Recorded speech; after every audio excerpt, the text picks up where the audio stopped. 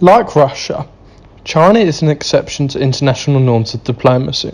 Ever since the founding of the People's Republic of China in 1949 under the leadership of Mao Zedong and the Chinese Communist Party, Western scholars have been predicting its downfall ever since. Central to this argument was its dictatorship and fundamental lack of Western democracy and the capitalist economic model. The fall of the Iron Curtain in the West, November 1989, and the dissolution of the Soviet Union on the 26th of December 1991 seemed to reinforce, among other things, that a population that doesn't have a voice to let out its anger through democratic elections or protests is doomed to fail, especially when its economic model is communist.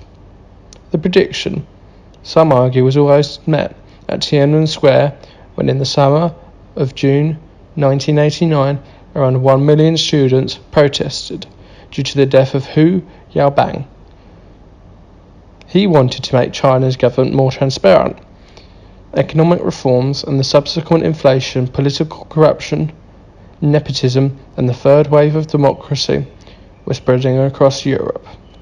These protests lasted until July, when it was brutally crushed by the military, which takes an oath of loyalty to the party and not to the country, killing an estimated 3,000 innocent peaceful protesters. The party survived. Yet again, the West looked at China from a Western perspective and not a Chinese one.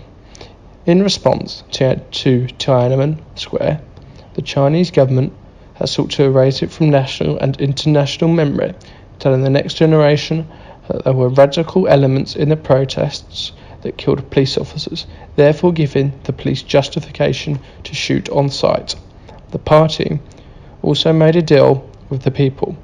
They would provide economic growth and rising standards of living in exchange for continued communist rule, something that would never happen in the West.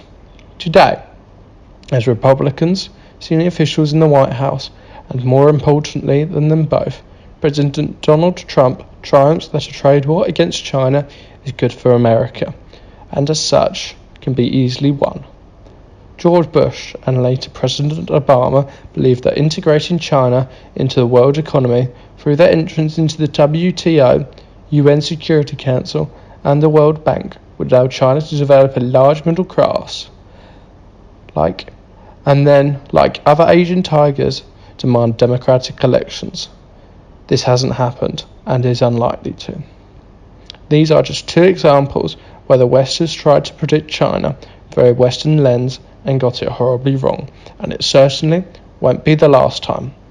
It is important to examine the Chinese culture for reasons behind this. The Chinese people simply don't want democracy in a Western style, and why should they want it? They have their own 4,000-year history to draw upon, especially as their experience of democracy in the 1910s and 20s was a period of turmoil. The Chinese people may be obsessed with German-made BMWs and Audis and British and Italian fashion houses, but that is where they draw the line. When it comes to democracy, they have their own distinct version, drawing all the lessons they have learned throughout their long history. It is certainly not the one we would recognise, and why should it be? Why should the democratic template we have in the West suit China, where it has a population of 1.3 billion and hundreds of ethnic minorities? The Chinese Communist Party, although a one-party state since its founding in 1949, has become acutely aware that its authority and power come from a law-abiding public. The party is completely obsessed with this. President Xi's book on the governance of China, published in 2014 and updated in 2018, is obsessed with this. He repeatedly repeats the phrase democratic socialism with Chinese characteristics. The party is obsessed with holding on to power. Hence, the massive state security budget, which has doubled under the leadership of President Xi. It is more than tripled in the autonomous region of Xinjiang. The public have many ways of voicing its own opinion through official party structures. And, fifth, promoting wide multi-tiered and institutional consultative democracy from President Xi's book, page 91. The Chinese people don't want democracy as such, they want a voice. Both the public and the party recognise that for them to succeed, China needs a strong leadership structure to ensure prosperity and to reach President Xi's goal of building China into a modern socialist country that is prosperous, strong and democratic, culturally advanced and harmonious by the centenary of the People's Republic of China's founding in 1949. To realise the Chinese dream and the rejuvenation of the Chinese nation by the centenary of the party winning the Civil War in 2049. Although China's deep history, throughout China's deep history, the most successful periods have been when Chinese leadership has been centralised and therefore can act decisively. It was estimated by the Nobel laureate Michael Spence that African nations would develop faster than China due to their national resource wealth. In 1960, the average GDP per capita in the Democratic Republic of Congo was $320, double that of both China and Nigeria. By 2017, China's GDP per capita had exploded to nearly $9,000, more than 4 times that of Nigeria and 19 times that of the Congo. This is due to Deng Xiaoping's leadership, who in 1978 embarked on a process of economic development, opening up the Chinese nation. He called it socialism with Chinese characteristics. In the process, he and subsequent leaders have lifted 850 million people out of poverty and heralded in the fastest economic growth in world history.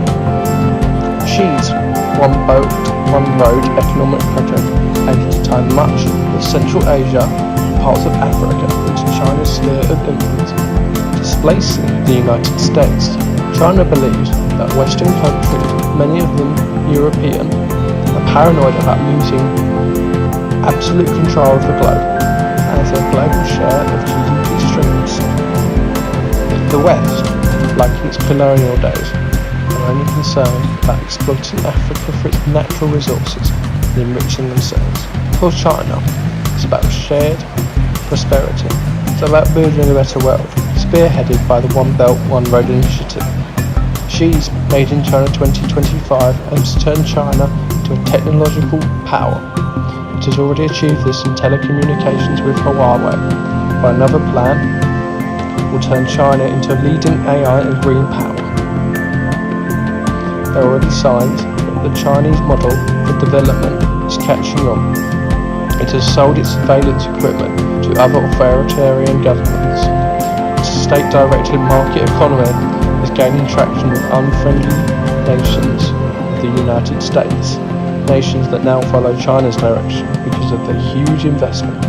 Nations such as Venezuela and Cambodia are among them. 2 factors that worry the Chinese government more than anything else, including becoming a military and cultural economic superpower.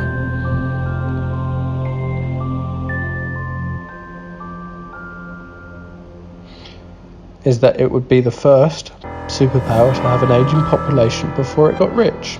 According to the United Nations, its 1.4 billion people is likely to decline as soon as 2023. Today, the number of working-age Chinese has already started to shrink.